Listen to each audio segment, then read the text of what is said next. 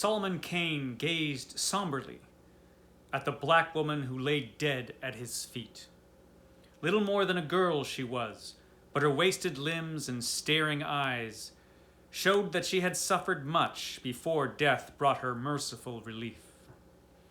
Kane noted the chain galls on her limbs, the deep crisscrossed scars on her back, the mark of the yoke on her neck. His cold eyes deepened strangely, showing chill glints and lights like clouds passing across depths of ice. Even in this lonesome land they come, he muttered. I had not thought. He raised his head and gazed eastward. Black dots against the blue wheeled and circled. That is from The Footfalls Within, which is the last Solomon Kane story. We are completing Solomon Kane today. I remembered to bring my book to the Rustic Vaughan Lodge this time. So Solomon Kane, we've been talking about Solomon Kane for a while here on the Robert E. Howard Show. And today we reach the end of the Kane series with The Footfalls Within. So Kane is still in Africa at this point, and he has stumbled across this dead girl, and he realizes that slavers have come, even to this remote part of Africa where Solomon Kane is now. And Solomon Kane, being who he is, he has to try at least to stop them. So he trails the slavers, and there is a slave train. A bunch of Africans have been enslaved. They've been chained together and are being force-marched across the country. The slavers are Arabs, Muslims. Muslims do not come across all that great in this story, just so you know going in. Solomon Kane, he's only one guy, but he has to do what he can because there's nothing worse than slavers. So he has to try to stop them and set these people free. Unfortunately, he ends up getting captured himself. And while he is being force-marched along with the rest of the captives, one of the Arabs, an older man, he has taken Kane's cat-headed staff that was given to him by Nalanga. The cat-headed staff which has magical powers. And he recognizes this for what it is, a magical object that once belonged at one time to the original Solomon and was used by the original Solomon to conquer demons. I don't want to give away how the story ends, because this is pretty much the end of the Kane saga. And it's a really good story to go out on. But it's a really good ending, and it ties everything up really well. Because in this story, well, first of all, Kane is much more successful in this story than he was in the previous story. In the previous story, Wings in the Night, that I talked about last week.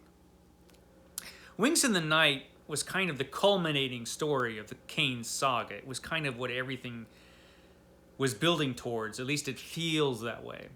But this story does give the Kane saga a good conclusion, and that he kind of fulfills the mission that he started out on. He actually, by the end of this story, kind of takes on and finishes the work begun by the original Solomon. And in doing so, kind of concludes his whole career. So the Solomon Kane series is kind of an interesting series for Robert E. Howard, because in this series we have this character, Solomon Kane, the Puritan adventurer, who believes he is given his mission by God to fight evil and fight villainy wherever he finds it. The character of Kane, he actually does change throughout these stories. He does have a character arc throughout the stories. And unlike some other characters like Conan in the Conan stories, those stories jump all over his career.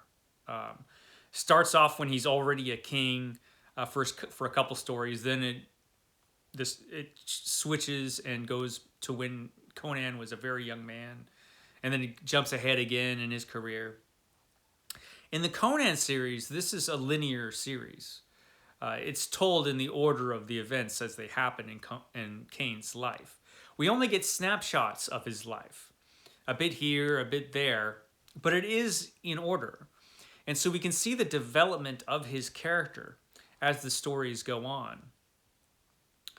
And we see his attitudes change towards people, and even his attitude towards his own mission as he kind of realizes a little bit. He becomes a little bit more self-aware about why he's doing what he's doing. Although the entire time he still believes he's been entrusted with this mission by God.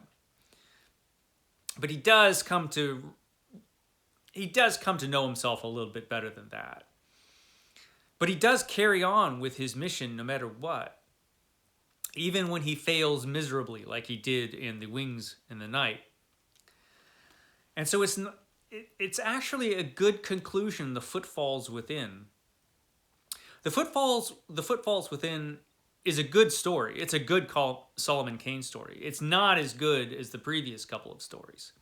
But it's a good story, and it is a good concluding story. It's a good story to go out on. And at this point, Solomon Kane, he has reached a logical endpoint by the end of this story. And it's understandable that Robert E. Howard didn't feel like he really needed to continue with the series. The series finished really well with that story. He did try to continue the series. At the end of this book, after The Footfalls Within, there is a fragment called The Children of Ashur. And it's a decently written little fragment. Well, it's not really little. There's actually a few pages of it. But Robert E. Howard gave up on that fragment. And it's understandable why he did. It feels like a step backward for Solomon Kane, that fragment of a story. The direction that story was going in wasn't particularly interesting. And it does feel like the plot felt kind of like one of the earlier Solomon Kane stories, so definitely a step back. And I can see why Robert E. Howard just felt like, I'm just going to step away and move on to something different, which was a wise choice. So the series ended well with a logical conclusion, with Solomon Kane fulfilling his mission that he believes he has been given by continuing and finishing the original Solomon's work. And you can see how that all works out in this story. A very good story, and a good conclusion to the series. I'm pretty happy with it. There is a little bit left, though, after that. There is a poem called Solomon Kane's Homecoming. And this volume, because this has every scrap that there was of Solomon Kane, this volume also has two different versions of it. It has the final version, and it has a variant version. But just the regular final version of Solomon Kane's Homecoming is really, really good. I'm not going to read the poem because I don't want to torture you with my poetry reading. But it's a good poem where Solomon Kane returns to England. He inquires about Bess. "Where is Bess?" said Solomon Kane. "Woe that I caused her tears. In the quiet churchyard by the sea, she has slept these 7 years, he was answered. So whoever Bess was, and you could tell he was hoping to find her, she's gone. All the time he was away, she perished. And so he has come back to kind of settle down. But he realizes while he's there talking about his adventures that he can't settle down. And by the end of the poem, he leaves and is never seen again. Which is an interesting way to end everything, is on that note. He can't settle down.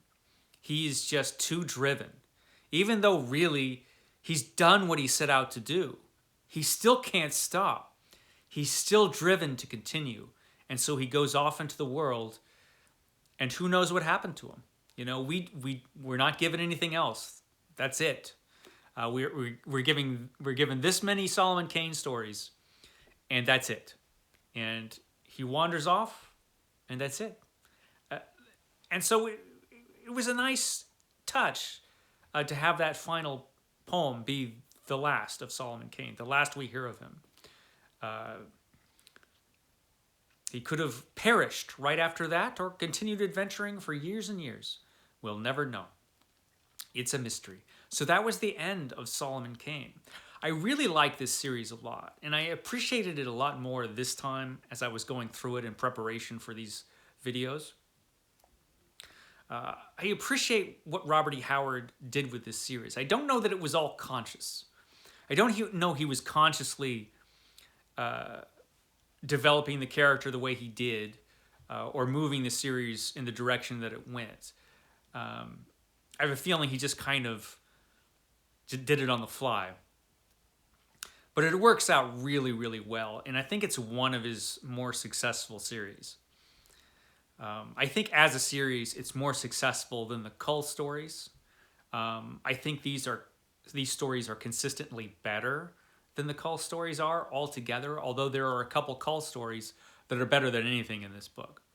And I'll get to those starting next week when we move on to King Cull, who as a character was probably the most like Robert E. Howard, a very brooding, very dark character who pondered a lot, but was also, a brutally strong, barbaric warrior who became a king by his own hand, much like Conan does later on, although Conan is a very different character. So it'll be interesting to go through them once again. So farewell to Solomon Kane. I hope you've enjoyed the ride with Solomon Kane, and I hope you pick up this book and give these stories a read. I think they're well worth reading. I will catch you next week. Not here at the Rustic Von Lodge, but back at Stately Von Manor. Okay, guys, I'll catch you next time.